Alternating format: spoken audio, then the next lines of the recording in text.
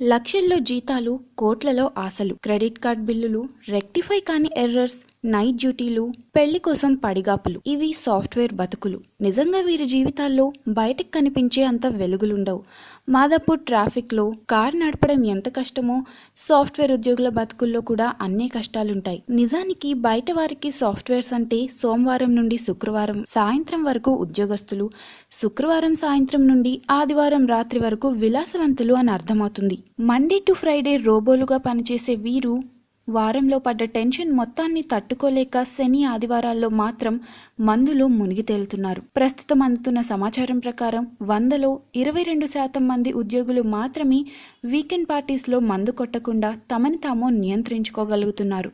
ఇక కొంతమంది అయితే ఏకంగా డ్రగ్స్కి కూడా అలవాటు పడుతున్నారు. పని ఒత్తిడిని తట్టుకోలేక కాపురాలను చెడగొట్టుకుంటున్న సాఫ్ట్వేర్ ఉద్యోగులు కూడా ఉన్నారు. మిగతా ఉద్యోగాలతో పోలిస్తే సాఫ్ట్వేర్ ఉద్యోగులకి ఉండే పని ఒత్తిడి కాస్త అధికంగానే ఉంటుందనడంలో సందేహం లేదు.